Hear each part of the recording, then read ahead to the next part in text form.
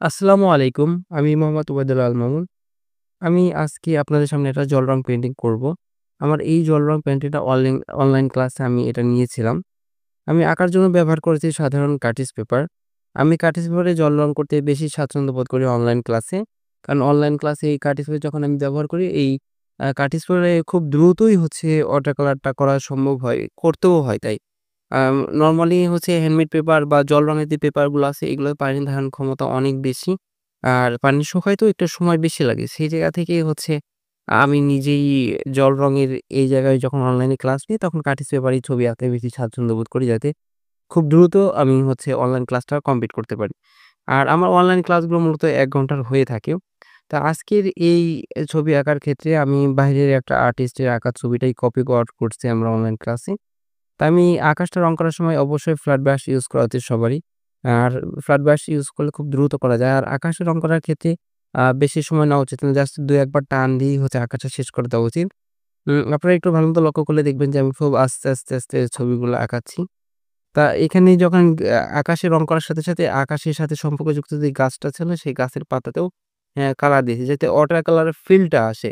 মানে আমি water colour painting করব, কিন্তু যদি ওয়াটার কালারের মতো না লাগে, যদি এটা অ্যাক্রিলিক কালার বা ধরেন অয়েল কালার বা এই ধরনের কালারগুলোর মতো মনে হয়, তাহলে হচ্ছে আসলে দেখতে সুন্দর লাগে না। এজন্য অবশ্যই ওয়াটার কালার পেইন্টিং যেহেতু করব, ওয়াটার কালার পেইন্টিং এর যে আ সত্তা বা যে বৈশিষ্ট্যগুলো থাকা দরকার আমার পেইন্টিং এ যেন সেটা থাকে, সেদিকে আমাকে অবশ্যই খেয়াল রাখতে হবে।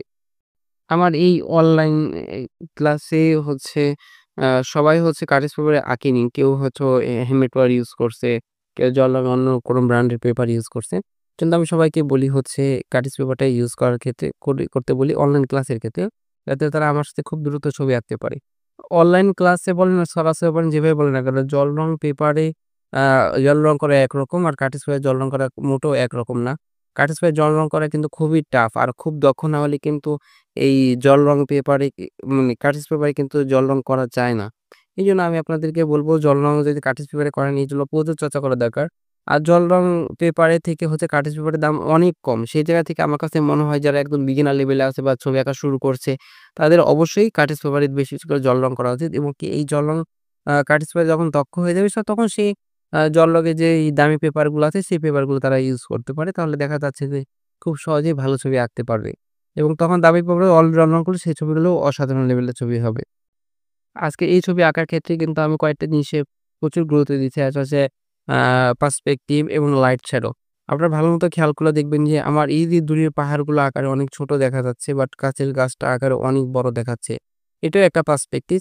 তারপরে এখানে যে নদীটা এঁকেছি, নদীতে একটু লক্ষ্য করলে দেখবেন যে কাছের নদীটা একটু ছড়ানো মনে হচ্ছে, প্রশস্ত মনে হচ্ছে। বাট দূরের নদীগুলো একটু হালকা চিকন হয়ে গেছে। এটা বলতে গেলে এটাকেই পার্সপেক্টিভ বলে। কাছের জিনিস বড় দেখা যাবে, দূরের জিনিস আকারে ছোট দেখা যাবে। ছবি আঁকার একদম অনেক গুরুত্বপূর্ণ একটা বিষয় হচ্ছে এই পার্সপেক্টিভ।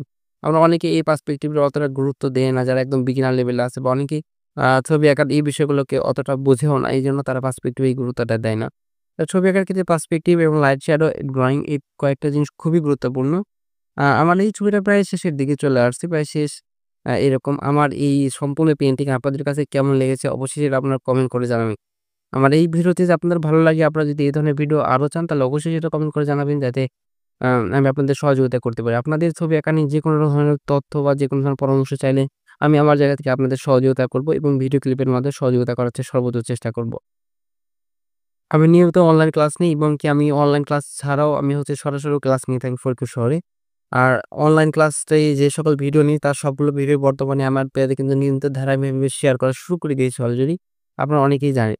আপনারা ওই ভিডিওগুলো ধারাবাহিকভাবে দেখলে পরে আপনার ছবি আঁকার অনেক কিছু শিখতে পারবেন।